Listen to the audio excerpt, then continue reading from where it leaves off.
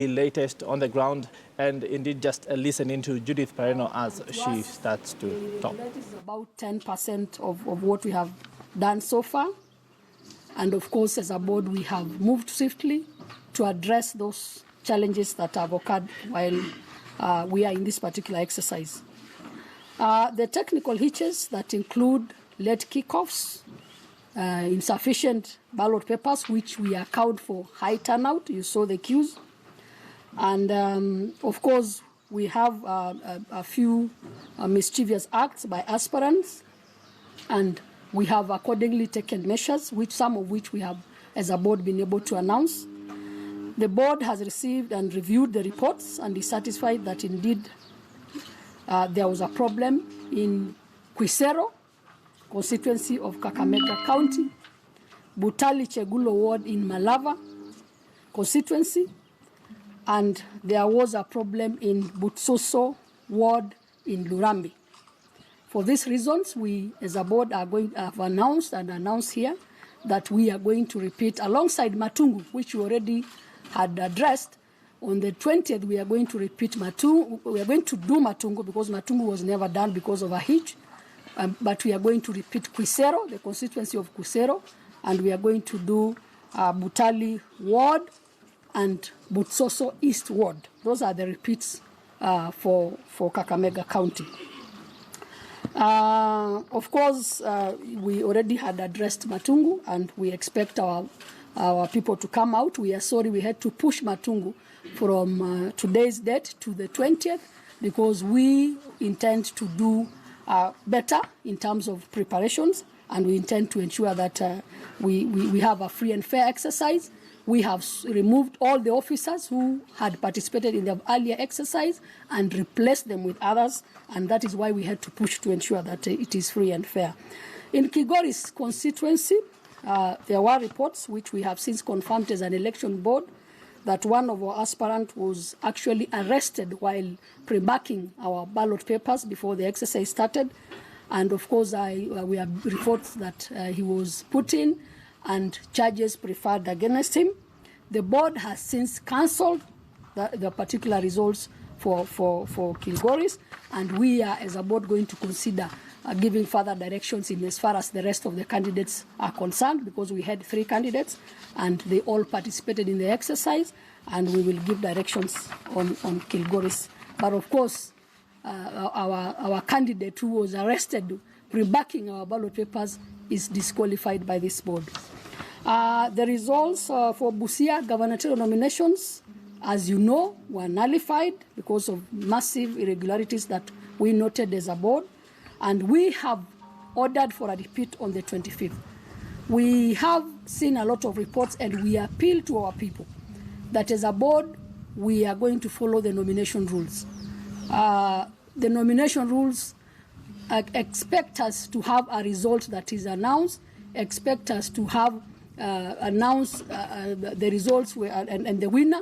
But when you decide to quash those results, then the only other option is for you to repeat, and we are ready for a repeat, and we are actually going to only repeat Teso North and Teso South. That is the decision of this board, because the rest of the results were okay, and we don't have to disturb the whole county just for purposes of this repeat.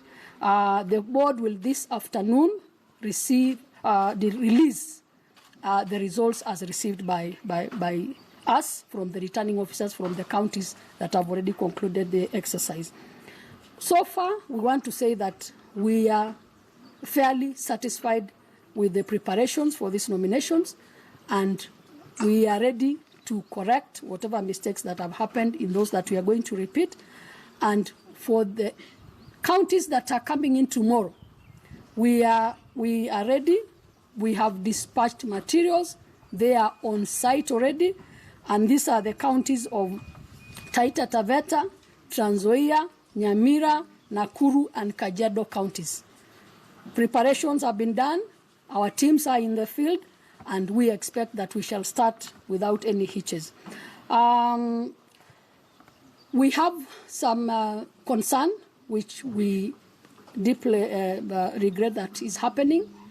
The schools, especially Nongo Primary School in Kitengela, and multipurpose, which is in Isenya, which is a gazetted polling station for purposes of IBC elections, have indicated that they have directives.